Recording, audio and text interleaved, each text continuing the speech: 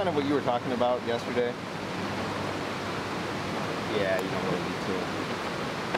That's kind of like that though. You ready? During our annual getaway for the guys, my friend Ben and I slipped away from the group for an overnighter in the Smoky Mountains. Our hike began at the Kephart Prong Trailhead. From there, we would use a series of trails to climb 3,500 feet up to the Appalachian Trail. Then we would spend some time at Charlies Bunion before heading to the Icewater Spring shelter for the night. In the morning, we'd follow the AT toward Newfound Gap for a short distance before heading down the mountain and closing the loop.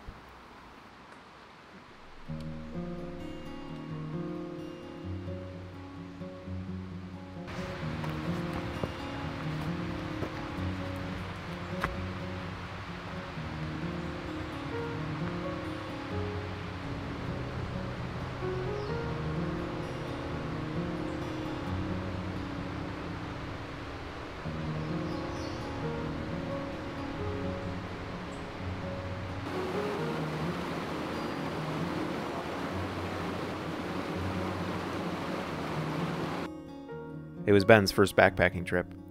Several months earlier, he became the first person to ask me unprompted to introduce him to backpacking.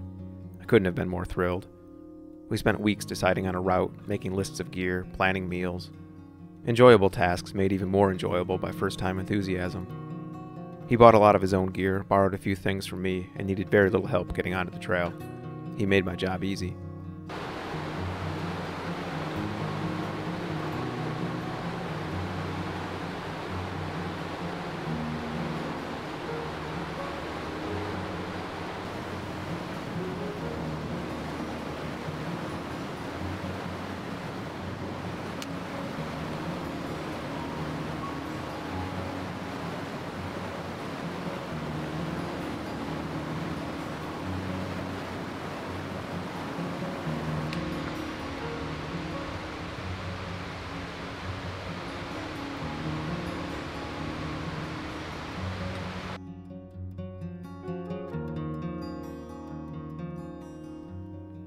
We took our time climbing the mountain.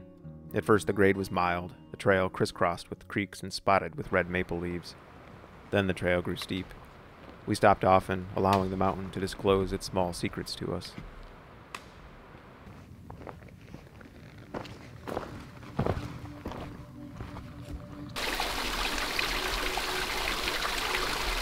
Like you're kind of limiting your audience. Yeah.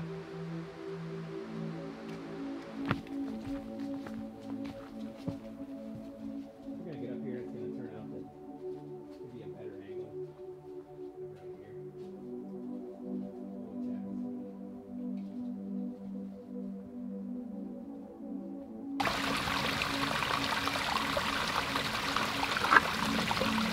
Salamander. That's cool.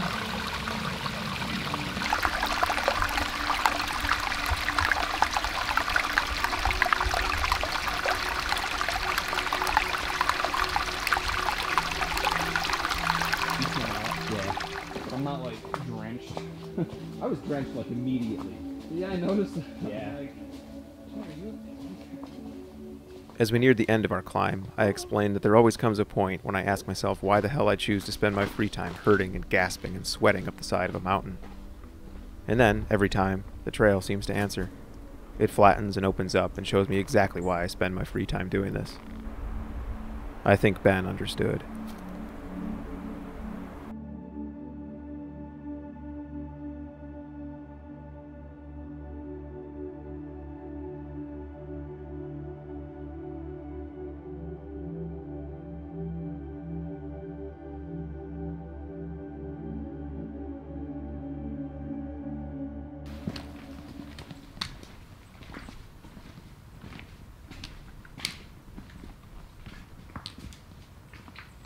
I mean, we can probably see. I mean, I think this is either Gatlinburg or Pigeon Forge.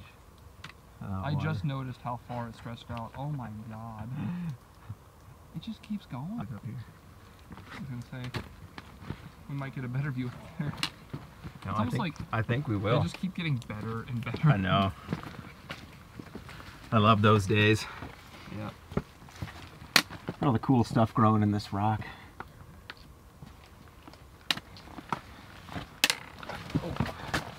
Yeah, that's always insane. Stuff that just like, I don't need soil. Just gonna grow off the side of this thing.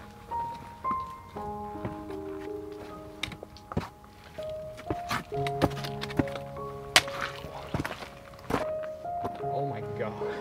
I almost like wasn't prepared for it.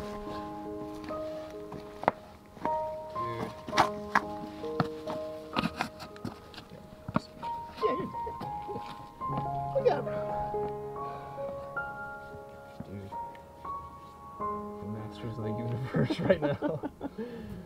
This.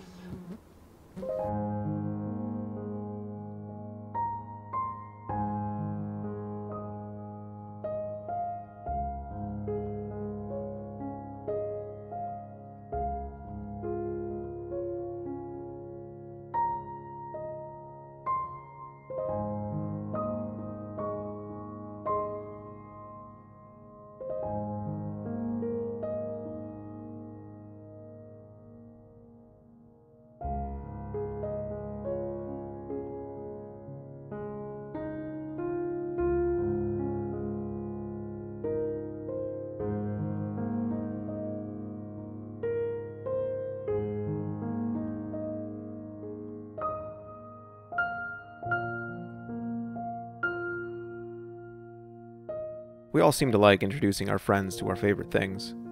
To music, food, books, special places. I think we enjoy it because it allows us to experience our favorite things again for the first time. It's a kind of parallax, viewing something familiar from a new perspective. And as I stood upon the spiral crag of Charlies Bunion, I realized I was literally seeing familiar places from a new perspective. To my left was Mount LeConte, wreathed in cloud as it was last winter. Among the peaks to my right was the trailless top of Mount Guyot, to which Samuel, Kyle, Nick, and I had bushwhacked a few months prior. And beyond the flat expanse of northern Tennessee was the blue wall of Cumberland Mountain, nearly lost in a haze that reminded me of the blizzard that buried us 2 years earlier. These familiar places were re-mystified by parallax. I was seeing them as Ben was seeing them.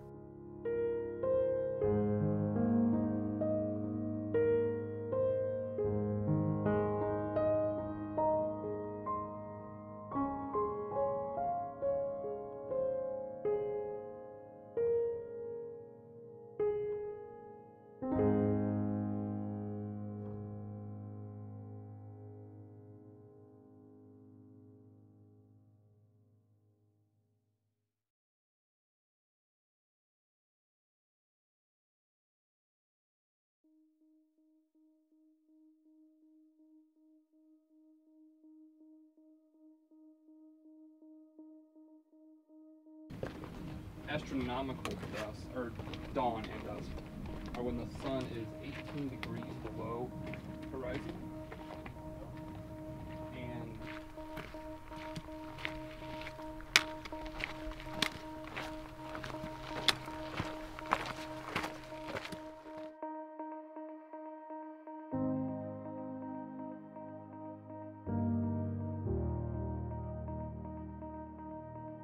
A couple hours before dark, we reached a crowded shelter with a cluster of tents on its lawn.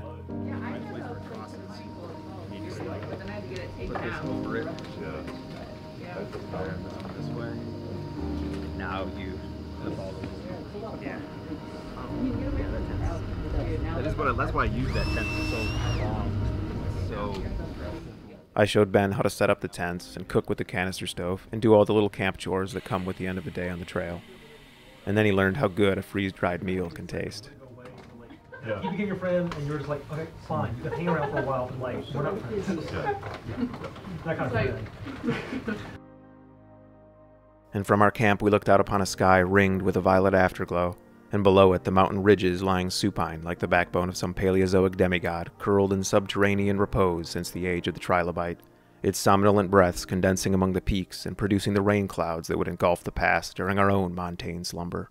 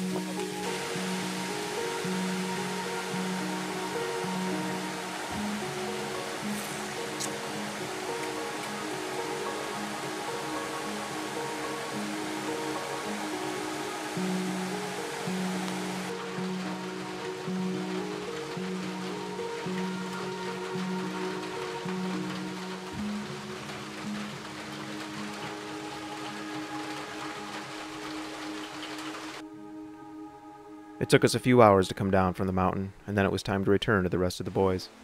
Dry clothes and good company, and a night out in Gatlinburg awaited us. And as we passed dripping over the bridge, I hoped that I had given Ben and the mountains the treatment they deserved. I look forward to sharing the trail with them both once again.